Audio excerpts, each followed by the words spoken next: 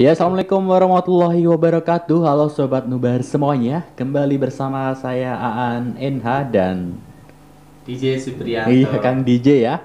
Dalam acara apa Kang? Menulis menulis bareng bareng DJ. DJ.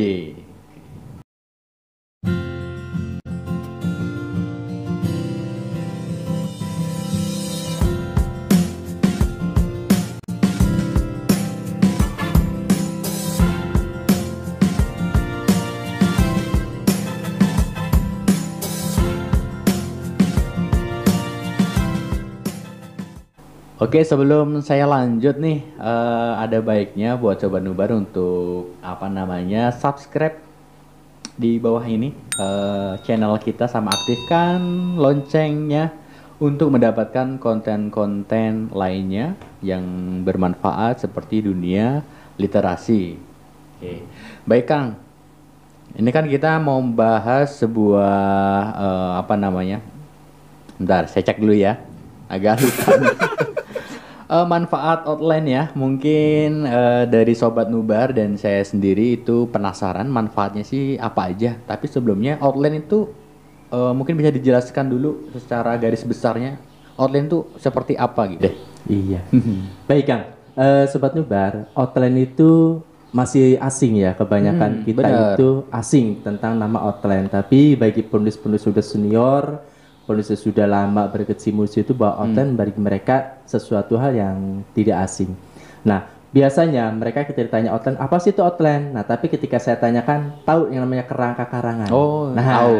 Kerangka iya. pasti tahu. Pasti kenal ya kerangka karangan karena kerangka karangan ini zamannya saya sekolah dasar dulu Bener, itu saya juga waktu tentang SD juga kerangka karangan. SD, SMP tuh kenalnya malah Iya, kerangka pasti karangan. kerangka karangan. Outline malah asing Masih banget. belum familiar ya dengan Kenapa outline-nya. nggak kerangka karangan aja, Kang? Nah, ini perkembangan dari bahasa Oh, literasi. bahasa ya, Iya, oke. biasa seperti itu karena bahasa ini kan berkembang ya Kang ya. Terutama di literasi. Literasi ini sesuatu hal yang dia tidak melulu baku pada tatanan itu, tapi dia selalu berkembang dan menjadikan sesuatu hal ada yang baru, dan yang baru. Itu sangat luar biasa. Apalagi kalau kita mengenal di sastra itu lebih jauh lagi, banyak perkembangan sastra yang sangat pesat. Itu.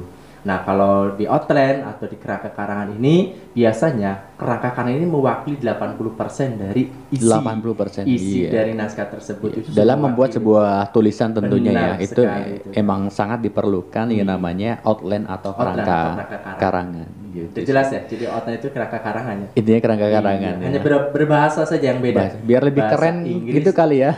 Kalau untuk keren-keren kayaknya tidak ya. Nggak begitu keren ya. Enggak juga karena outline ini sudah disepakati ya, disepakati bersama oleh para penulis bahwa outline ini dijadikan sebagai itu bahasa asing, tapi bagi seorang penulis sudah bukan bahasa asing lagi, tapi sudah menjadikan bahasa sehari-hari di dunia literasi seperti Oh gitu. Jadi ya seperti itu ya Sobat Nubar, bahwa outline ini adalah sebuah kerangka karangan dalam membuat sebuah tulisan, dan itu amat sangat diperlukan. Nah baik Kang, tadi kita kan sebenarnya pembahasannya manfaat outline itu sebetulnya apa sih ketika kerangka itu dibuat? Salah satunya mungkin, atau mungkin ada beberapa poin yang mau Baik. dijelaskan. Iya. Oke, Sobat Nubar. Jadi kadang-kadang orang tidak pernah atau belum tahu tentang manfaat dari outline itu sendiri. Sehingga ketika saya tanya kepada khususnya penulis-penulis pemula, itu penulis-penulis Nubar, nulis bareng di media, media, ditanya ketika ada outline-nya tidak? Outline, kerangka karangan.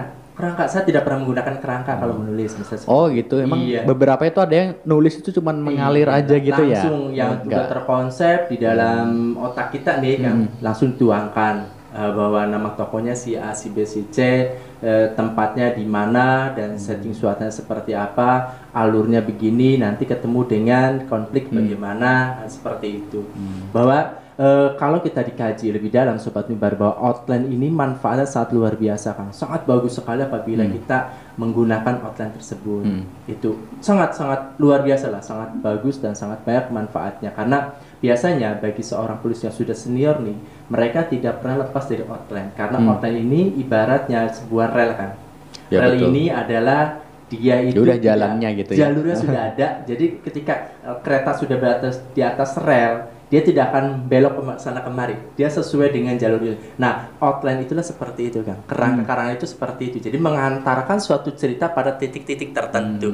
Ambil contoh misalnya ibaratnya nih analoginya seperti rel kereta deh ya. Betul. Mengantarkan dari stasiun ke stasiun. Nah, outline pun sama. Misalkan kita tujuannya ini adalah satu cerita ini kita ada 3 stasiun misalkan.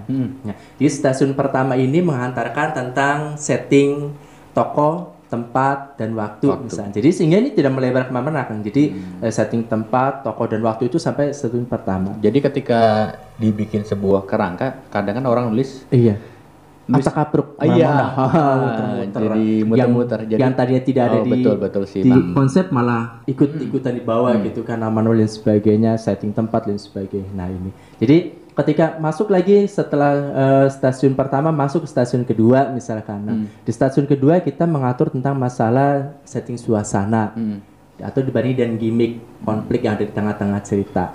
Nanti ketika masuk stasiun terakhir itu stasiun ketiga itu adalah terakhir yaitu misalkan tentang solusi dari permasalahan yang dibawa dari stasiun pertama, kedua dan ketiga. Biar lebih tertata kan. Iya, ini jadi manfaat online itu sangat luar biasa. Cuma kadang-kadang kita belum paham dan belum tahu tentang manfaat dari outline sehingga ketika mau menuliskan sesuatu naskah itu kita tidak terbiasa dengan outline, akhirnya ya udah kita mengalir apa adanya. Ya kalau cuma cerpen 500 kata it's okay kan. It's okay ya, iya. Tapi kalau seandainya kita menulisnya gitu adalah yang non fiksi yang bukunya itu luar biasa berat ya, panjang dan sebagainya, butuh riset dan sebagainya, itu outline itu perlu, kerangka karena itu perlu.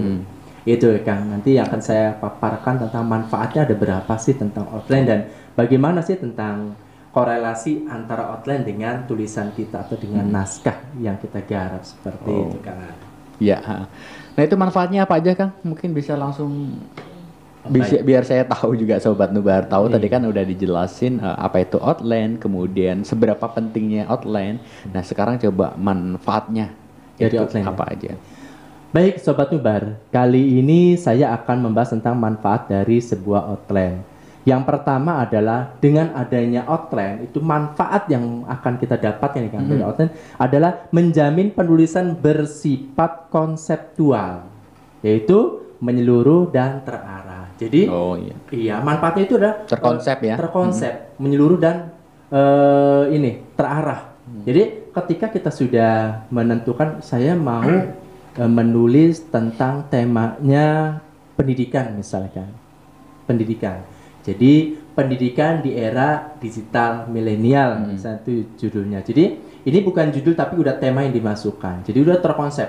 Nah nanti seperti apa nih tentang bab-bab yang akan kita susun misalkan. Oh babnya saya mau sekitar 3 bab deh.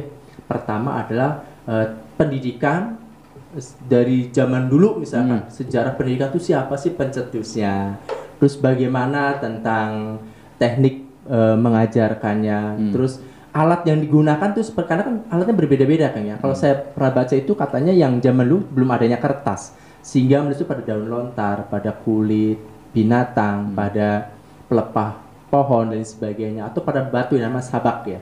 Itu pada batu-batu seperti itu. Kalau zaman sekarang kan sudah ke medianya digital, kertas ya? Seperti media itu untuk menulis. Nah, ini yang perlu kita konsep adalah sesuatu hal tentang bab. Jadi tuturan bab. Nah, ini kita menggali tentang manfaatnya. Jadi kalau seandainya Sobat Nubar nanti sudah mulai memahami tentang manfaatnya dari sebuah outline sangat luar biasa, itu akan ketagihan Kang. Jadi ketika kita tulisan belum beres nih ya, belum selesai tulisannya, itu sudah ada masuk lagi nih tentang ide lagi, tentang apa lagi, itu pasti akan menggariskan pada sebuah outline lagi. Itu akan terjadi. Jadi outline dia mau bikin outline lagi nih, padahal tulisan yang pertama dia belum selesai digarap, tapi dia sudah merumuskan dengan outline yang kedua, misalkan dengan tema yang berbeda. Gitu. Jadi manfaat yang pertama adalah menjamin penulisan bersifat konseptual. Ya. Coba sebentar Kang, saya tulis saja deh. Gitu, kan. Manfaat yang pertama saya tulis saja ya biar apa namanya. Jadi itu menjamin penulisan bersifat konseptual, menyeluruh dan terarah. Nah itu Sobat Nubar jangan lupa dicatat ya, karena emang outline itu punya manfaatnya. Bukan cuma sebatas apa namanya Kang ya? Mungkin formalitas doang. Formalitas tulisan-tulisan gitu ya. Nah, untuk manfaat yang kedua Kang. Iya, baik. Sobat Nubar, manfaat yang selanjutnya atau yang kedua adalah memudahkan penulis menciptakan klimaks. Klimaks apa? Yang Klimaks. berbeda-beda. Nah, ini. Jadi jangan sampai kita di bab 1, bab 2, bab 3 tidak ada pembeda, semuanya sama. Misalnya pembahasan tentang tadi saya temanya tentang pendidikan. Jadi pendidikan itu monoton akhirnya jadi bab 1, bab 2, bab 3. Tapi kalau kita sudah punya outline, tahu bab 1 kita akan mengupas tentang masalah sejarah pendidikan. Dari mana mulainya? Terserah, dari mulai zaman misalkan manusia purba. Misalkan sampai manusia pertengahan modern, masuk ke manusia modern, masuk ke manusia milenial yang sekarang ini. Nah, dengan adanya memudahkan penulis menciptakan klimaks yang berbeda-beda ini, tujuannya adalah jadi ketika bab 1, bab 2 itu berbeda kan pembahasannya. Nah, nanti masuk bab 3 pun berbeda karena dia sudah punya cermin di bab 1 membahas tentang ini, yang bab 2-nya tentang beda itu lagi ya. Dan ketiganya otomatis ini ketiga ini jauh berbeda dengan bab 1 dan bab 2. Itu yang paling manfaat yang paling akan terasa. Beda dengan ketika kita menulis tanpa outline. Hari kita tulis nih di bab 2. Setelah dibaca ulang kok mirip ya dengan bab pertama misalkan. Nah, karena memang nggak terkonsep tadi ya. Iya, karena tidak punya outline dan tidak terkonsep. Biasanya kalau udah begitu malah bikin malas Kang. Kalau udah apa namanya tadi menulis mengalir apa adanya, ketika udah stuck lah gini kayak yang tadi nih. Tahu-tahu udah malas ah. Ada seperti kehabisan ini ide buntu gitu ya. Kehabisan ide gitu. Kata-kata ini apa? Kehabisan tentang referensi kosakata. Nah, ini salah satunya adalah kenapa seorang penulis bisa buntu atau namanya writer block. Nah, itu di writer block ini adalah karena si penulis itu biasanya kurang referensi. Nanti kurang. Bahkan kita jelaskan juga Kang ya. Iya, insya Allah. Soal nulis apa tadi writer block. Writer block nanti. Atau dia itu sakmat katanya gitu ya. Diem di tempat itu tidak jalan, akhirnya di situ-situ melulu nggak kemana-mana, ini muter-muter situ. Nah, ini adalah biasanya seorang penulis persiapannya sangat kurang, sehingga dia itu membacanya kurang, meneliti itu bukan kita penelitian di lab, tapi kita bisa membaca buku-buku orang lain, menonton ya, baik itu di televisi atau di internet, ataupun kita menyimak dari forum, diskusi dan sebagainya itu kurang. Biasanya seperti itu kan. Terjadi terblok itu sehingga dia itu akhirnya terjadi suatu kebuntuan. Itu manfaat yang kedua ya kan. Yang kedua ya. Tadi adalah tentang memudahkan penulis menciptakan klimaks yang berbeda-beda. Itu adalah manfaat yang kedua. Saya catat lagi nih Kang biar enggak gampang lupa. Ya, silakan sobat Nubar juga ikut mencatat biar biasanya kalau sebuah materi sampaikan kalau cuma di awang-awang itu gampang hilangnya. Mending dicatat. Ya, untuk manfaat selanjutnya Kang, mungkin tadi yang kedua, sekarang yang ketiga. Ada lagi? Ada nih. Ada. Sobat Nubar silakan disimak tentang manfaatnya. Bila perlu silakan poin ketiga ya. Tulis ya agar tidak lupa manfaat dari outline, agar tujuannya adalah dari outline ini saya memberikan manfaat agar sobat Nubar di rumah mengetahui betapa pentingnya sebuah outline dan memberikan suatu manfaat yang sangat luar biasa. Sehingga penulis ini menjadikan suatu kebiasaan dan kebutuhan Kang. Jadi kalau dia menulis apapun selalu menggunakan outline atau kerangka. Karena kerangka ini akan menjadikan suatu modal pokok atau pondasi ya. Sebagai pondasinya, nanti tinggal menaikkannya temboknya, dindingnya sampai ke atap dan sebagainya. Itu adalah bumbu-bumbu daripada penulisan dari outline sendiri. Iya. Baik, yang ketiga nih Kang. Yang ketiganya adalah tentang menyusun karangan secara teratur. Jadi si outline ini yang tadi kita sudah terkonsep di kepala tentang outline kemana sih arahnya. Nah, ini dengan adanya kita menuliskan sebuah kerangka itu bisa disusun ulang dengan secara teratur. Karena di outline tentatif Kang atau di karangan yang belum baku itu, dia bisa seperti puzzle. Dia bisa dibongkar pasang. Misalnya bab 1 kita masuk ke bab 2 atau bab 2 masuk ke bab 3. Dan subbabnya pun sama, bisa di bab 1, subbab 2 bisa masuk ke subbab 3 dan 4 atau lain sebagainya. Nah, yang enaknya lagi kalau kita sudah punya outline, kita tidak usah mengerjakan dari awal Kang. Jadi kita mau dari mana? Mau dari akhir, mau dari bab 2 kah, bab 3 bisa ya, loncat-loncat. Karena kita sudah punya outline. Karena kita sudah punya, misalnya kalau tadi analoginya adalah seperti kereta api.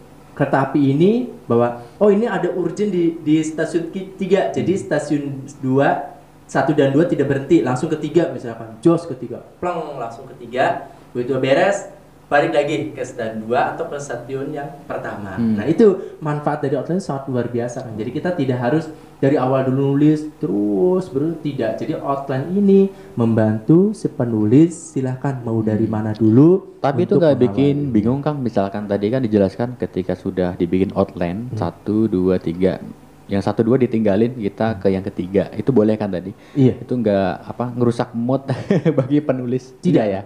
Justru itu sebagai travelingnya si penulis ya, karena memang tadinya udah terkonsep tadi ya. Karena kan gini Kang, kalau saya biasa menulis non fiksi, misalkan saya menulis misalkan terdiri dari 3 atau 4 bab, setiap babnya adalah 5 subbab. Saya mau dari manapun saya tidak bingung Kang, karena saya punya referensi buku ini 1, 2, 3 bukunya ini untuk buku bab 1 udah disimpan. Enak juga ya berarti ya. Iya, nanti buku ini ada 5 buku nih referensi, nanti ada internetnya apa, saya tulis dulu ini referensi untuk di bab 3 misalkan. Jadi kita udah disiapkan semua tuh Kang di buku. Makanya saya kalau lagi menulis itu biasa meja saya itu bertumpukan buku-buku yang, dan di sana tidak boleh ada seorang pun yang memindahkan tentang letak buku yang sedang saya tulis. Karena kalau udah diacak, ada yang ngacak satu misalnya dibaca ke orang dan sebagainya, udah saya pusing lagi nantinya untuk mengurutkan ini referensinya gitu kan. Karena saya itu biasanya membaca dulu, sudah membaca saya simpan tumpuk, nanti kita lagi menulis, oh ini ada berkaitan dengan buku ini nih, saya buka, dipastikan sesuai tidak dengan buku ini. Nah, ketika sudah sesuai baru dituangkan di situ dalam sebuah tulisan. Itu kan enaknya manfaat dari outline. Jadi kita mau dari manapun tuh bisa. Jadi yang ketiga kan tadi Kang ya. Iya. Nah, yang ketiga itu adalah tentang menyusun karangan secara teratur. Menyusun karangan secara teratur. Karangan secara teratur. Oke, untuk poin ketiganya menyusun karangan secara teratur. Iya. Nah, untuk poin selanjutnya ada lagi. Iya. Masih ada lagi ya. Oke. Masih menunggu ya? Ya, masih nunggu. Lagi. Baik, Sobat Nubar, untuk yang poin yang keempatnya tentang manfaat dari sebuah outline adalah tentang memudahkan penulis mencari materi pembantu. Nah, ini paling asik. Kenapa saya bilang katakan asik? Karena kalau kita sudah punya outline nih Kang, misalkan saya babnya menggarap bab 4. Buku referensi sudah tersedia dan sebagainya, tapi di sini ada nih memudahkan penulis mencari materi pembantu. Artinya adalah ketika materi kita sudah, ada perkembangan baru nih dalam outline kita ini, ternyata dalam dunia pendidikan ada di bab 4 misalnya tentang masalah permasalahan dunia pelajar dengan pendidikan. Misalnya. Oh ternyata ada kasus tentang tawuran nih, tawuran di mana, nah terjadi kan yang saya itu tentang demo buruh, tapi yang terjadi razia adalah para pelajar SMA, SMK dan SMP misalnya. Nah, ini ada apa? Kok pelajar bisa masuk dalam ranah demo, yang dimana demo ini harusnya mahasiswa dan para buruh, tapi ada seorang siswa, seorang pelajar yang ikut. Nah, ini perlu dikaji. Itu enaknya di situ kan. Jadi di sini adalah tentang memudahkan penulis mencari materi pembantu. Artinya ketika ada sesuatu hal yang baru dalam kita suatu penulisan, maka itu bisa dimasukkan. Beda dengan kita tidak punya outline, kita bingung. Wah, ini ada materi baru nih, mau dimasukkan kemana ya? Saya bingung. Nah, udah acak-acak lagi tuh Kang nantinya tuh. Tapi kalau udah ada outline, ini enak, cocok ya? Nih masuk ke bab 1 atau bab 2, bab 3, bab 4 dan sebagainya. Itu lebih memudahkan. Yang keempat ya. Iya, yang keempat itu adalah tentang memudahkan penulis mencari materi pembantu. Jadi Sobat Nubar, itu manfaat yang sangat luar biasa. Kalau Sobat Nubar belum pernah menulis menggunakan kerangka atau outline, maka mulai deh. Insya Allah nanti setiap ada ide, setiap ada gagasan, pasti akan terjadi pembuatan outline atau pembuatan kerangka karangan. Jadi nanti tinggal disisipin aja gitu Kang ya? Benar sekali. Kalau saya punya Kang buku, jadi saya punya buku yang besar, buku ukuran folio itu. Saya di sana khusus buku outline. Jadi tulis judulnya apa, temanya apa, nanti baru saya terjemahkan tentang penjabaran dari bab subbabnya. Saya ada di sana, nanti tulis referensi apa aja nih yang akan cari. Oh, yang berhubungan dengan buku ini apa saja. Karena untuk menulis buku itu Kang, satu buku itu minimal si orang penulis harus membaca atau punya referensi 10 buku. Itu harus, itu wajib. Ya, juga penulis itu biar ada referensi, biar ada inspirasi juga ya. Bener. Itu di luar dari bacaan internet, majalah, koran dan sebagainya. Itu bukunya saja itu harus 10 kan. Itu saya itu punya prinsip seperti itu. Sehingga kita bertulis itu berbobot nantinya. Gitu. Dan jangan pernah kita males mencari referensi buku lawas. Itu kalau saya suka berburu misalnya di Blok M, pasar Blok M itu kan yang banyak di ya? Blok M Square itu ya, lantai bawah itu. Di sana ada buku-buku lawas, atau ke Senen, ke Kuitang. Nah, di sana banyak juga buku-buku lawas.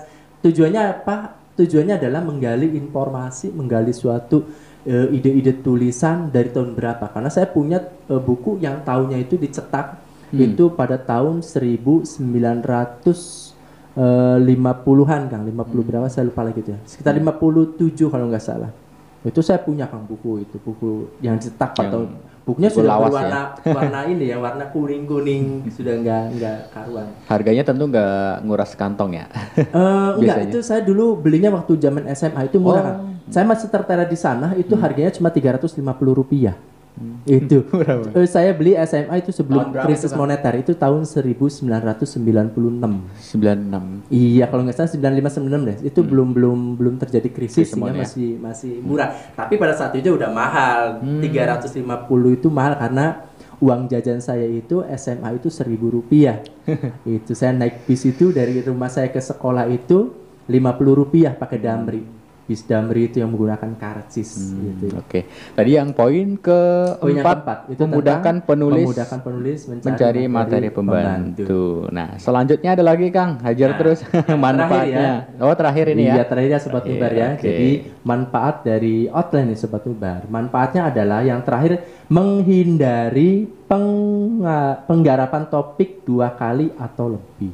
Nah, ini biasanya suka bentrok. Saya suka mengedit tulisan-tulisan dari sahabat-sahabat Nubar Pro atau Rumedia Group. Itu di sana ada tulisan-tulisan kok ini sudah pernah dibahas di bab 1. Nah, ada di bab lainnya kok dibahas ulang gitu. Nah, ini sering terjadi pengulangan. Menghindari itu tadi ya, bentrok. Iya, itu. Nah, saya kadang-kadang suka japri ya ke si penulis.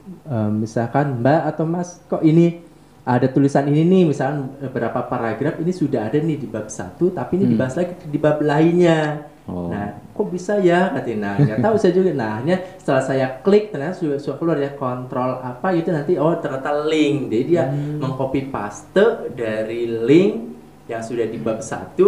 Nah, dia lupa nggak mencantumkan link itu sehingga terkopas lagi di bab-bab selanjutnya. Ini kesalahannya sangat fatal. Kenapa fatal? Karena ya bagi seorang pembaca, ketika dia sudah pernah membaca itu mirip 100% di bab 1, ketika bab 3 menemukan kata-kata yang sama, seolah-olah dia, ini buku kebalik kali halamannya gitu kan. Gitu. Ini kayaknya kebalik nih buku nih ke halamannya, salah ngetik atau lain. Nah, itu banyak pertanyaan si pembaca nanti kan. Karena apa? Karena dia itu udah dijelaskan secara gamblang di bab pertama, tapi ketika di bab selanjutnya dijelaskan lagi sama persis seperti itu. Ini akan terjadi pembaca. Ya? Wah, jangan-jangan ini salah ngetik nih atau salah ngedit dan sebagainya. Itu yang bahaya. Nah, makanya manfaat outline ini sangat luar biasa. Yang itu poin ke menghindari penggarapan topik 2 kali atau lebih. Menghindari penggarapan topik 2 kali atau lebih. Itu yang Sobat Nubar ya. Jadi yang sampai ada 5 poin manfaat penulisan outline. Tadi saya ulangi kembali, ada 5, Kang, benar ya. Yang pertama, menjamin penulisan bersifat konseptual, menyeluruh dan terarah. Nah, yang kedua, memudahkan penulis menciptakan klimaks yang berbeda-beda. Yang ketiga, menyusun karangan secara teratur. Yang keempat, memudahkan penulis mencari materi pembantu. Dan terakhir atau poin kelima, menghindari penggarapan topik 2 kali atau lebih. Begitu ya Sobat Nubar, sudah dicatat semua, tapi di sini juga kita tulis ulang biasanya. Oke. Ya baik Sobat Nubar, ya itu tadi penjelasan tentang manfaat penulisan outline ya, sudah dijelaskan sama Kang DJ, ada 5 poin. Ya untuk pembahasan kita kali ini cukup sampai di sini, kita akan break sebentar. Ya, jangan lupa untuk subscribe, like, komen dan aktifkan lonceng di bawah ini maksud saya untuk mendapatkan konten-konten lainnya seputar edukasi dunia literasi tentunya. Oke, baik Kang. Kita kali ini Apa ya? Mau bahas apa ya? Enaknya ya. Kita ke sastra puisi lama. Sastra puisi lama itu setahu saya banyak macamnya. Jelas. Apa? Sekitar 6 ya, sekitar 6 jenis. 6 atau jenis. 6 macam Untuk dari puisi lama ini. untuk kali ini satu dulu aja ya, satu-satu nggak usah Satu. banyak-banyak. Takutnya ntar jadi mules. Apa tuh Kang? Kayaknya lebih menarik ya Kang. Untuk karena kan gini, ada generasi-generasi literasi yang sekarang itu yang angkatan tahun 2015 ke atas deh ya. 2015 sampai berarti baru 2020 kemarin ya. iya. Itu banyak anak-anak penulis kita nih yang penulis pemula ini dia tidak kenal puisi lama. Bahkan ketika ditanya puisi lama Sebentar, Kang. iya. Jangan-jangan saya juga nggak Oh. kenal ini. Ketika saya tanya gini aja, saya tanya kenal yang namanya bidal misalkan. Bidal. Apa itu? Nah, seloka. Apa itu seloka? Yang saya kenal adalah bunga soka. Ini. Sebentar. Kalau soal itu saya juga merasa asing nih Kang. Ya, asing juga ya. Bener. Jadi kita mungkin lebih asik sekarang adalah tentang seloka. Kenapa saya bilang asik? Karena seloka ini dia Sloka ya, jadi pembahasan kita kali ini sloka Sloka, ya. iya. Karena kalau puisi lama ya yang saya lebih tahu, lebih kebanyakan orang tahu itu mungkin pantun. Nah, itu yang paling Puisi. familiar ya. Gitu kan. Nah, kali ini kita akan bahas tentang Seloka. Iya, karena gini Kang, seloka itu ada keunggulan dan keunikan tersendiri. Jadi Apa itu? keunggulannya seloka ini selain dia bisa dipantunkan karena bentuknya seperti pantun, dia juga bisa didendangkan, disairkan. jadi, seloka itu iya. sebetulnya pantun juga. Pantun itu, ya pantun puisi lama dia berbentuk seperti pantun, tapi dia itu asiknya dia bisa didendangkan Kang, bisa dinyanyikan, jadi bisa bersaut-sahutan karena seloka ini dia punya manfaat adalah seperti orang nasihat-nasihat untuk berarti puji-pujian, petua-petua ya petua-petua gitu ya. orang-orang tua itu. Mungkin kalau Kang Aan waktu kecil di Jawa, Tapi kan pantun sebetulnya kan bisa kan yang kita kenal itu dibikin sebuah petuah juga. iya bisa, tapi kalau untuk didendangkan itu pantun sangat ini ya, sangat pendek. Oh, pendek Ya, ya, karena kan karena barisnya emang hanya ada maksimalnya empat sama aja. suku kata kan suku Nah, katanya juga kan sedangkan enggak sloka ini gitu. bisa lebih dari 4 baris. Iya bisa Oh, lebih oke, 4. oke. Ya, itu mungkin kan pernah waktu kecil orang tua menidurkan anaknya sambil nah kita tidak tahu bahwa orang tua kita sedang berseloka di sana. Kalau saya waktu kecil sih lebih didendangkan sama lagu-lagu Jawa malahan. Iya. Lelo. Banyak macam Kang, ada Jawa, ada Minang, ada Batak, ada Sunda dan lain sebagainya. Itu kalau kita tahu bahwa itu adalah bagian dari seloka. Bagian dari seloka. Iya. Coba yang Jawa gimana waktu kecil? Ketika Waktu mau kecil. tidur misalnya menidurkan bagaimana? Biasanya kalau batin tak lelo ledung Nice. Jab menengok ojo bicer nangis. Maksudnya itu apa ya? Di lelo itu di kayak di mungkin ditimang-timang. Ditimang-timang. Jangan nangis Jangan dulu menangis, maksudnya gitu. iya, iya, Apa itu bagian dari seloka? Itu bagian dari seloka tapi selokanya kan dia daerah ya nanti masuknya nanti daerah itu beda lagi Kang walaupun dia bagian secara garis besar itu puisi lama masuk ke seloka tapi nanti daerah karena nanti di Sunda pun ada yang namanya Ada ya? pupuh nah ada pupuh. pupuh Jawa juga ada sinom sih pupuh, ha. iya ada pupuh sinom kinanti mas kumambang Oh, sama, dangdang kayak gula Jawa dan juga. sebagainya ada 17 pupuh nanti yang di Sunda ya Oh di iya, Jawa Barat. saya juga ingat tuh kan waktu SD kan saya juga di Jawa itu belajar kayak yang seperti Kang DJ jelasin. Jadi ada kesamaan berarti yang ya. pupuh Berarti itu sinden kayak bagian gitu. dari sloka ya. Iya itu Kang Cuman bener. kayaknya waktu saya SD nggak disampaikan itu sloka. Nah, ini yang namanya puisi lama ini tidak pernah disinggung. Itu jarang selain pantun ya. Kalau Betul pantun lah, sering disinggung, sering tapi yang lain itu nggak pernah disinggung. Nah, makanya di sini di Nubar Pro ini adalah suatu channel edukasi yang sangat luar biasa kan, di mana dia seorang penulis tadi tidak tahu tentang ABC setelah menyimak, menonton gitu dan dia aktif jadi di tahu ya. Nubar. Tahu segala-galanya tentang saya dunia ini juga literasi itu sebenarnya luar nggak tahu biasa. apa-apa ini soal kepenulisan, soal apa namanya puisi lama, sloka, bidal juga. Iya. Malah taunya di sini kan. Iya di Nubar Pro ya. Gitu. Insya Allah di Nubar Pro ini Sobat Nubar akan dikupas berbagai macam puisi lama. Bentuk puisi lama itu karena ada 7 ya Kang, 7 macam. 7. Ya nanti Insya Allah di Nubar, makanya Sobat Nubar jangan pernah tertinggal tentang tema-tema yang disuguhkan oleh channel kita yaitu Nubar Pro Nubar Pro ini. ya. Insya Allah Makanya akan memberikan manfaat yang sangat banyak. di subscribe sama diaktifkan loncengnya biar dapat apa nih pemberitahuan konten tentang edukasi dunia literasi tadi Kang ya. iya. Nah, sloka tadi mungkin bisa dijelaskan lagi yang lebih detail, mungkin ciri sloka itu, ciri-cirinya seperti apa dan bagaimana. Tadi yang dijelaskan bahwa bisa lebih dari 4 baris. Nah, kalau mungkin 5 atau 6 itu nanti gimana ketentuannya? Baik. Sudah ya? Langsung. Ya langsung aja. Biar nggak udah penasaran. nggak Saya juga penasaran kan, karena kan Iya. asing. Baik ya, Kang. Oke, Sobat Nubar, kali ini saya akan membahas tentang puisi lama yang mengambil tema tentang seloka. Seloka ini kan Seloka. dari bahasa Sanskerta kan, itu Melayu klasik ya. Melayu klasik ya. Iya, seloka ini jadi bukan bahasanya kan seperti bahasa Asoka berarti India gitu ya, hampir mirip-mirip, tidak. Walaupun ada puisi lama yang dari India, nanti kita akan menyentil-nyentil tentang ke sana, tapi di seloka ini adalah unik. Kenapa unik? Karena seloka ini dia di daerah-daerah khusus di Indonesia itu dipakai kan. Itu orang-orang tua zaman dulu kita itu, kalau saya itu zaman kecil suka ngelihat orang membajak sawah, dia berseloka. Itu yang menggunakan seloka dia. Malider deui, malider deui. Jadi Apa itu? itu artinya dia menggaruk tanah lagi, katanya mumpung cuacanya lagi hujan gitu kan, untuk siap menanam Oh, padi kayak dan lagu sebagainya. kalau Jawa kan ada lir ilir tandure Nah, usumi. kalau lir ilir nanti nggak masuknya nggak ke seloka kan? Oh, beda lagi. Beda lagi, nanti lir ilir itu kita masuknya itu ada yang bilangnya masuk ke mantra. Oh, mantra Gitu. ya. Iya, nanti ada masuk ke mantra, ada juga yang menyatakan itu adalah sebuah syair. Syair ya. Iya, karena berbentuk adalah puji-pujian. Nah, ini ada dua versi tentang Berarti di luar konteks ya. Iya. Yaudah kita bahas sloka aja. Oke. Ya, jadi Sobat Nubar, seloka ini adalah dari asal katanya adalah dari Sanskerta, itu seloka ya. Dari bahasa Ini dari Melayu klasik kan.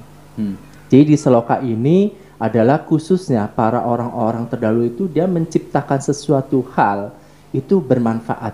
Artinya apa? Dia hiburan, bentuknya hiburan, tapi bukan sekedar hiburan tapi doang. itu ada petua-petua, karena di seloka ini dia disajikan untuk ke acara keagamaan. Bukan sekedar menghibur tapi mendidik. Iya, jiwa. benar itu ya, Gitu. ada didikan, ada petua, ada nasihat yang diselipkan dalam sebuah seloka tersebut, sehingga ketika kita yang mendengarkan itu akan menjadi sesuatu pengingat gitu, karena di sini ada selipan ungkapan ajakan untuk pada hal-hal yang kebaikan kan, karena di seloka ini dia tidak menampilkan ejekan-ejekan. Kebanyakan itu seloka itu petua-petua yang diajaknya pada kebenaran. Walaupun ada ejekan tapi tidak banyak. Misalnya kalau pantun kan ada pantun jenaka, ada pantun yang mengejek dan sebagainya, seperti itu ya ada. Tapi kalau di seloka ini kebanyakan adalah sebuah petua, sebuah ajakan, sebuah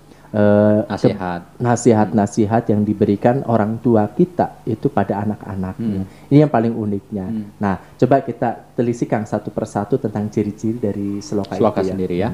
Silakan Sobat Nubar yang di rumah persiapkan, misalkan tulisan, dicatat ya, dicatat agar tidak lupa, karena kata Imam As-Syafi'i itu bahwa ilmu itu ibarat kuda liar, penambatnya adalah pena. Kalau seandainya dia sudah pergi, maka dia susah untuk ditangkap kembali. Nah, begitupun kita seorang pejuang literasi, seorang yang katanya ingin mengembangkan dan membumikan literasi, maka ya siap-siap saja untuk belajar dengan cara apa? Dengan cara kita mengikatkannya pada sebuah pena, pada sebuah tulisan. Betul. Itu baik. Yuk kita gali bersama-sama tentang ciri-ciri dari seloka itu ya Kang ya. Oke, yang pertama adalah seloka itulah satu bait terdiri dari 4 baris. Jadi satu baitnya terdiri 4 baris, sama seperti pantun Kang. Pantun itu kan satu baris terdiri dari satu bait terdiri dari 4 baris. Itu. Ini sama, ada kesamaan dengan pantun di seloka ini. Itu ciri yang pertama. Di ciri yang pertama ingat, satu bait terdiri dari 4 baris. Ciri yang keduanya bersajak AB, sama ya? Sama kayak pantun juga ya? Iya, hampir sama. Nah, AB. Nah, cuman kan nanti kalau ada sebuah pantun sama sloka, bedanya gimana? Pas ketika pantun 4 baris, sloka 4 baris, apa mungkin dari isinya atau gimana? Kita telisik ciri-ciri dulu dari baru 2 ya. Nanti ada yang beda nantinya. Ada yang pembeda antara pantun dengan seloka. Oke, Coba oke. kita yang ketiganya, Sobat Nubar, yang ketiganya adalah baris 1 dan 2. Baris 1 dan 2 merupakan sampiran. Baris Sampiran. 3 dan 4 merupakan isi. Sama seperti pantun. Pantun juga ya. Sama, sampiran ada isi juga sama. Itu seperti pantun itu hampir mirip. Bukan hampir, memang sama. Poin 1, 2, 3 sama seperti pantun. Nah, baik. Yang keempat nih Kang. Jadi kalau tadi kan ciri yang pertama, kedua, ketiga kan hampir Sekarang mirip ke keempat pantun ya. ya. Pantun banget tuh ya. Jadi 1, 2, 3 ini pantun. Nah, coba kita Nah, keempat yang lah. keempat. Nah, yang keempatnya itu adalah ciri keempatnya dari sebuah sloka adalah setiap baris terdiri dari 4 kata. 4 Itu, kata. 4 kata. Nah, kalau Nah, yang kalau pantun tadi pantun itu 8 sampai 12 berarti suku suku kata. kata ya, Iya. beda ya sama 4. 8 sampai 12 suku kata. Kalau sloka itu 4 kata. Itu yang Berarti ini yang bagian buat bedain antara pantun sama seloka. Nah, Oke, jadi udah di ciri yang keempat nih udah berbeda nih ya. udah beda Jadi ya. iya, tentang kalau di seloka itu adalah kata, kalau di pantun adalah suku kata. Itu yang membedakan. Nah, Sobat Nubar, yang kelima, yang kelimanya adalah rangkaian pantun yang saling sambung menyambung. Itu rangkaiannya itu Rangkaian. sambung menyambung. Jadi antara baris 1, Sebentar, Kang. 2, 3, Rangkaian 4 pantun yang saling sambung menyambung. berarti sloka itu bagian dari pantun tapi Bukan bagian Kang, tapi hampir mirip pantun. hampir mirip Iya. pantun ya. Jadi Saya bukan bagian. Saya kira sloka itu bisa pantun, tapi kalau pantun belum tentu sloka. Bukan begitu pemahamannya. Tidak, hanya dia mirip dengan pantun, ciri-ciri Oh, itu hampir siap. dan pantun. Jadi karena kan dia itu kan ada sampiran, ada isi. AB-AB juga ya. Iya, ada rimanya kan hampir sama rimanya. Cuma bedanya itu di ciri yang keempat tentang setiap barisnya itu terdiri dari 4 kata. Kalau di pantun itu 8 sampai 12 suku kata. Itu yang membedakan.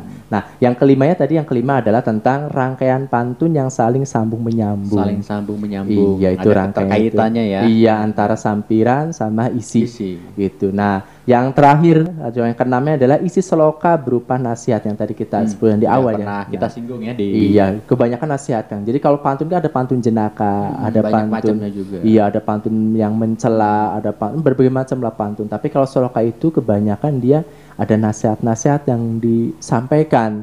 Karena orang tua zaman dulu ini kan dia kalau memberikan sesuatu wejangan itu tidak langsung ngomong kayak kita. Misalkan kalau orang tua jadi dia menggunakan bahasa-bahasa kiasan, itu ya, bahasa-bahasa yang dia itu tidak langsung melukai ketika ke seseorang. Jadi ketika kalau kita mau zaman sekarang misalnya anak, kamu jangan bandel gitu ya, tapi orang tua zaman dulu kan, nah ayo nak sini, nah main agar kamu jadi anak baik, tapi dia suka dipantunkan atau suka diselokakan dengan nada-nada dan sebagainya.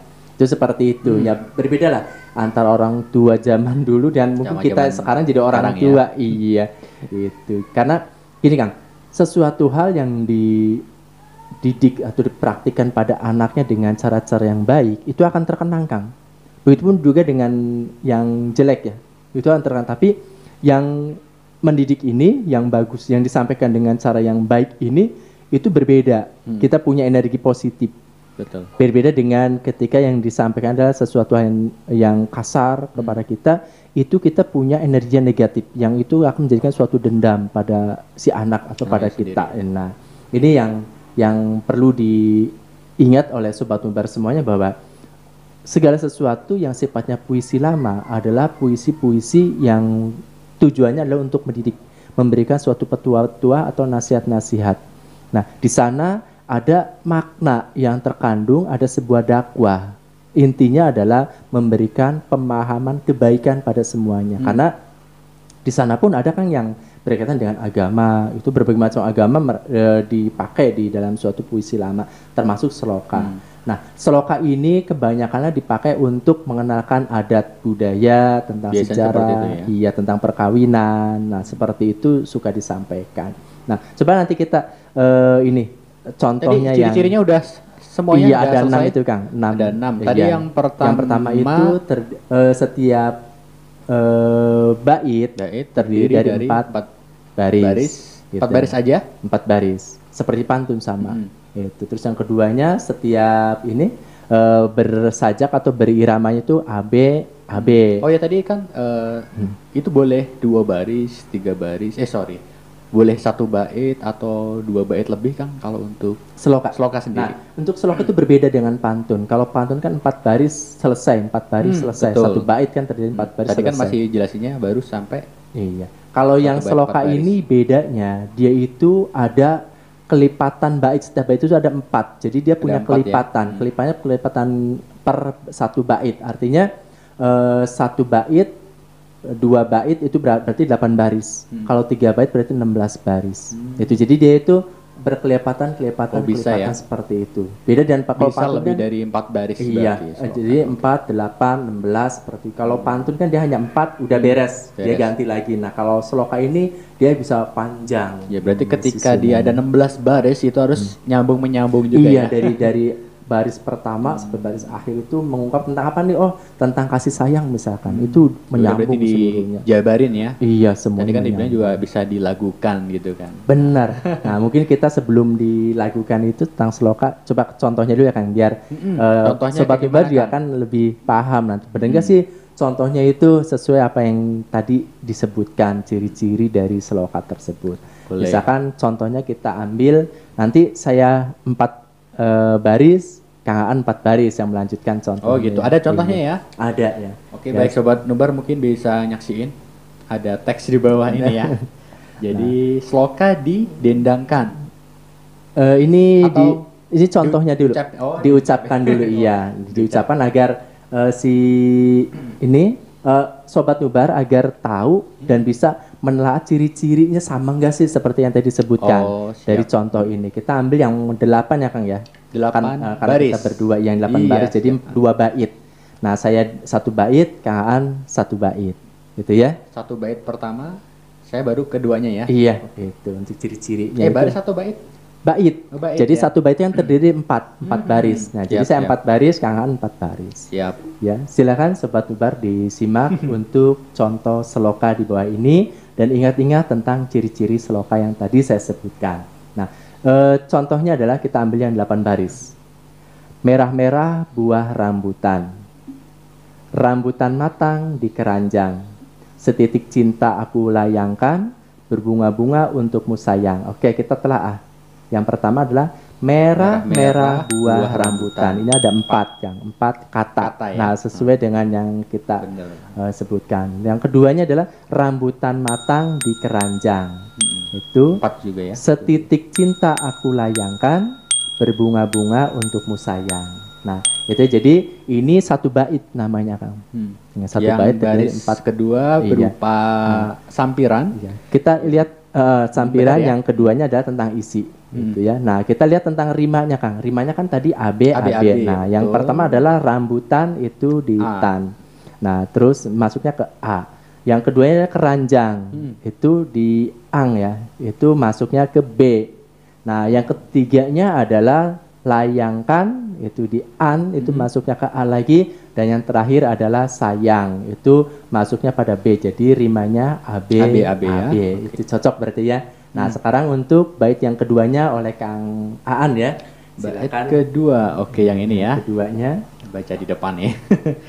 Rambutan matang di keranjang. Warnanya merah, layaknya bata.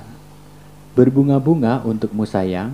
Tersenyum manis ku terima cinta. Wih. Ini tentang pantun kasih sayang berarti ya. Sayang ya.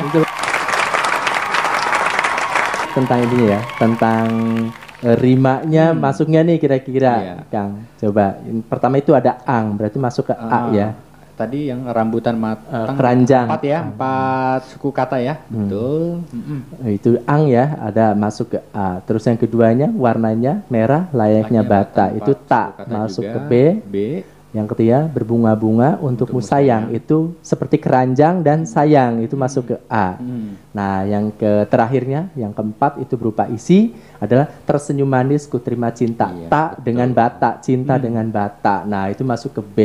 Cocok ya Kang ya? Cocok ya. Ini yang contoh seloka 8 8 baris. baris. Iya, 8 baris ya. Sobat Nubar, yang seperti saya sebutkan di atas tadi bahwa seloka bisa didendangkan. Didendangkan, Nah, Kang Ani ini luar biasa. Ini apa?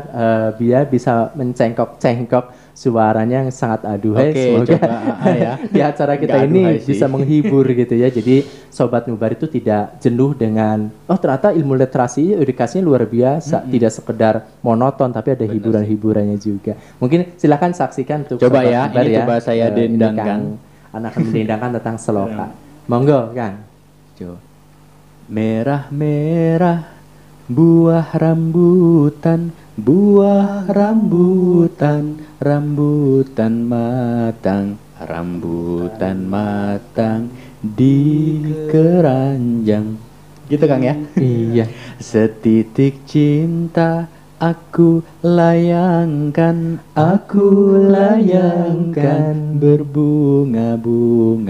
berbunga-bunga untukmu sayang. Asik. Baris selanjutnya mana tadi? Rambutan matang di keranjang, warnanya merah,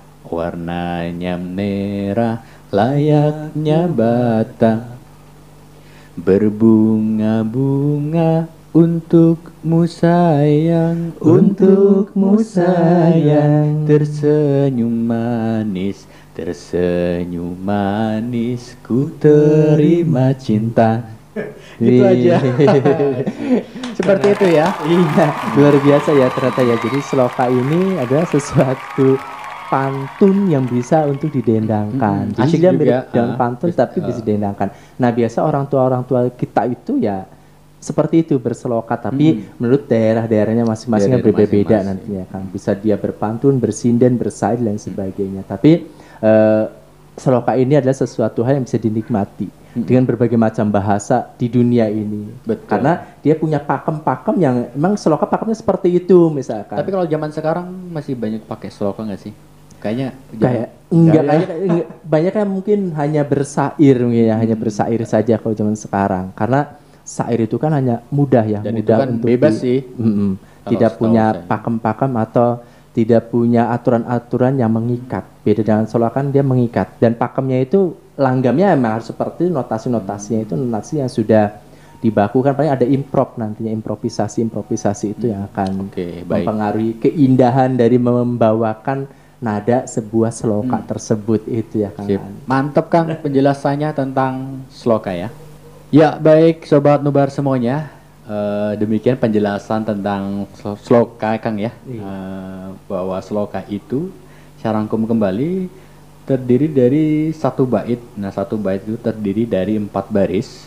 Yang keduanya bersajak ABAB. Yang ketiga baris 1 dan 2 merupakan sampiran. Baris ketiga dan 4 merupakan isi. Yang keempat, setiap baris terdiri dari 4 kata Kang ya.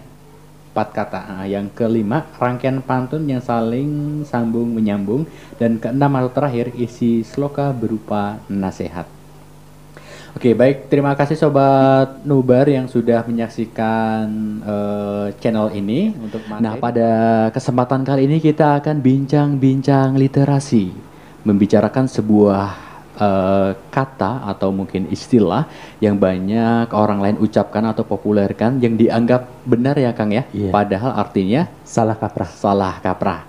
Nah, seperti apa dan bagaimana? Tapi sebelumnya jangan lupa untuk subscribe, like, komen, dan share serta aktifkan lonceng di bawah ini ya. Ya, oke. Baik Kang. Nah, tadi kan seperti yang kita bilang, kita bincang-bincang literasi. Kita akan membahas sebuah kata tak bergeming. Nah, tak bergeming itu artinya sebetulnya benarkah bermakna diam atau tidak? Iya. Baik. Menarik ya Kang ya. Pembahasan kita kali ini adalah sangat menarik karena apa? Karena kata bergeming atau tak bergeming ini sudah populer di masyarakat. Iya, dan baik sangat itu. lazim diucapkan Iya. baik di media juga kadang kan seperti itu. Iya. Banyak diucapkan dan banyak diberitakan juga ya di kalangan pewarta juga sering dipakai. Misalnya dicontohkan kemarin tentang demo misalkan. Mahasiswa tak bergeming padahal diguyur dengan gas air mata. Nah, ini ada kata tak bergeming. Jadi perlu kita luruskan kembali nanti dengan kata-kata yang benarnya apa sih gitu kan.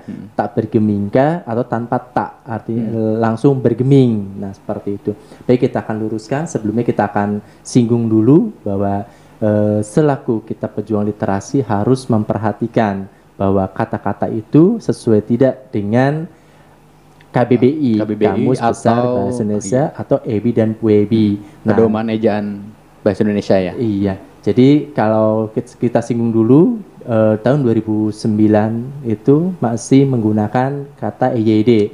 Mungkin Kang Aan dari sekolah dulu masih terakhir sekolah emang ya, pakainya EYD. Kemudian ada perubahan lagi Kang ya. Iya, ejaan yang disempurnakan 2009 diganti lagi dengan EBI, ejaan bahasa Indonesia. Berubah lagi gitu ya. Sampai tahun 2015 ke sini menggunakan PUEBI, itu pedoman umum ya. Iya. Bahasa Indonesia. Jadi ini sesuatu hal bahwa di dunia literasi itu perkembangannya sangat luar biasa. Artinya pemerintah kita memperhatikan betul nih Kang tentang penggunaan tata bahasa Indonesia yang baik dan benar. Walaupun perkembangan zaman ke sekarang banyak bahasa-bahasa gaul, bahasa mepel katakanlah, bahasa-bahasa okem dan sebagainya. Tapi ingat bahwa kita akan kembali pada rumah kita, yaitu rumah bahasa Indonesia yang baik dan benar. Karena kita selaku orang berpendidikan, bersekolah dari tingkat sekolah dasar sampai sekolah tingkat lanjut apalagi atas, pejuang literasi ya. Iya, itu kan wajib dia harus tahu, harus melek terhadap literasi. Nah, apalagi kita sekarang ini bincang literasi, Sobat Nubar sangat unik dengan kata bergeming tak bergeming. Ini sudah luar biasa ramai Kang. Setiap wacana ini ketika diangkat, ambil contoh kasusnya adalah di komunitas yang si A ini pernah membaca buku ada kata tak bergeming gitu, dan dia membaca buku yang lain adalah katanya bergeming, sedangkan dia bingung. Kebingungan ini artinya membandingkan yang benar itu tak bergeming kah atau bergeming, karena mempunyai makna yang sama seperti tak bergeming dalam artian tidak bergerak. Tidak bergerak ya. Dan bergeming gitu. Akhirnya dia serahkan ke forum. Nah, di forum tersebut ya saya selaku atau teman-teman Sobat Nubar yang selaku pengasuh komunitas itu jangan langsung menyalahkan. Oh itu salah, ini jangan. Tapi berikan mereka untuk proses belajar edukasi. Artinya apa? Ketika ada yang bertanya sesuatu misalkan, coba kamu cek dulu KBBI-nya apa arti dari bergeming. Kalau sudah tahu kan berarti artinya misalkan bergeming itu artinya diam atau tidak bergerak ya. Nah, maka ketika coba kalau seandainya tambahkan tak atau tambahkan kata tidak, apa artinya? Berarti dia langsung berpikir, berarti kalau bergeming artinya tidak bergerak, berarti kalau ada kata tak atau tambahan tidak, berarti tidak bergerak. Artinya diulang-ulang. Kurang tepat jadinya ya. Jadi kurang tepat dalam pemaknaan atau pemakaian kata tak bergeming atau tidak bergeming tersebut. Nah, ini yang perlu untuk diluruskan Kang ya. Tapi selama ini setahu saya emang tak bergeming itu malah artinya diam. Malah salah ya. Kan pribadi kan? Iya, karena itu tadi sih dari mungkin saya pribadi atau mungkin juga yang lainnya juga bahwa tak bergeming itu artinya malah diam. Tapi malah kalau sesuai dengan apa tadi PUB itu malah nggak benar ya.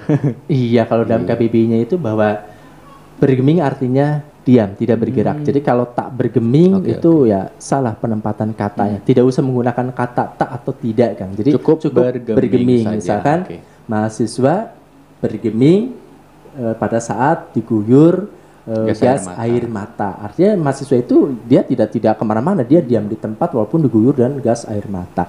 Nah itu kejadian demo. Atau dengan konteks atau contoh yang lain misalkan, contohnya Aan bergeming di tempatnya, padahal sudah diusir berulang-ulang kali oleh dosen. Nah misalkan seperti itu. Artinya Aan ini adalah dia tidak mau bergerak kemana-mana, diam, padahal sudah diusir, suruh pulang lah, suruh keluar. Tapi kalau seandainya Aan tidak bergeming di tempatnya, padahal sudah diusir oleh dosen, suruh keluar misalkan. Nah ini yang salahnya. Jadi ada penambahan kata tak dan kata tidak. Seharusnya tidak usah menggunakan kata tersebut, langsung aja bergeming, karena artinya adalah diam atau tidak bergerak. Gitu. Nah ini suatu proses yang paling sulit Kang untuk diterapkan pada masyarakat umum. Nah, tapi kalau saya pribadi bahwa kalau kita orang literasi adalah kita harus mau belajar. Jadi yang tidak tahu menjadi tahu. Karena itu ilmu baru itu kan berkembang ya, Kang, ya. Tidak ketika terima A sudah A diamalkan tidak seperti itu, tapi ketika kita dapat A, maka A itulah kita proses mencari tahu benar atau tidak sumbernya apa. Nah, Betul. kalau orang literasi sumbernya udah jelas bahwa dia harus bersumber berpedoman pada KBBI. Kamusnya inilah sebagai dasarnya, sebagai pondasinya. Karena Sebagai sesuatu dalilnya ya. Iya, balik lagi ke sana kan. Betul. Jadi kita punya misalkan ada kata asing nih seperti ini. Ya baik deh ke kamus itu harus dibuka karena ada kata-kata kan. Kata-kata saya sering mengatakan pada suatu kalimat atau menulis pada suatu kalimat kata bena. Nah, mereka bena itu nama orang. Padahal bena itu artinya dia itu cantik, menarik, menawan. Bena betul kau ini. Nah, cantik sangat Itu gitu kan. kata dari bahasa mana tuh? Bahasa Indonesia Bahasa kan. Indonesia sebetulnya. Iya, itu. Saya malah baru tahu itu. Ada kata bena, berbagai macam kata-kata lah yang sekarang sudah banyak yang kata-kata itu menurut kebanyakan orang di dunia literasi itu kata-kata asing, padahal itu bukan asing, itu adalah kata bahasa Indonesia asli murni yang ada di kita yang sudah dikukuhkan bahwa itu sebagai kosakata bahasa Indonesia yang diakui secara baku. Nah, ini mungkin ya kata bergeming dan tak bergeming inilah yang menjadikan suatu sorotan bagi kita bahwa kadang-kadang kita menemukan pada tulisan atau pada percakapan ada kata bergeming yang Bergeming tadi dibubuhi dengan kata tak dan tidak. Nah, ini yang harus menjadi tugas kita untuk mengkampanyekan bahwa yuk mulai sekarang bergeming tidak usah menggunakan kata tak atau tidak, langsung bergeming saja. Iya. Karena makna dan artinya bergeming itu adalah diam, tidak bergerak sama sekali. Tidak Itu ya, perlu Kang, ya. tambahan tak. Oke. Benar sekali. Ya, penjelasannya begitu jelas banget sama Kang DJ ya. Jadi sebaiknya mengedukasi mulai dari diri sendiri dulu aja pada kata yang dibenarkan atau sesuai dengan pedoman umum ejaan bahasa Indonesia. Baik, terima kasih Sobat Nubar yang sudah menyaksikan materi ini tentang bincang-bincang literasi. Sekali lagi jangan lupa untuk subscribe, like, komen, dan share, serta aktifkan lonceng di bawah ini ya untuk mendapatkan konten-konten lainnya. Oke, baik Sobat Nubar, demikian untuk acara kita kali ini kita akhiri. Mohon maaf kalau ada salah kata. Saya Aan NH dan DJ Supriyanto. salam literasi.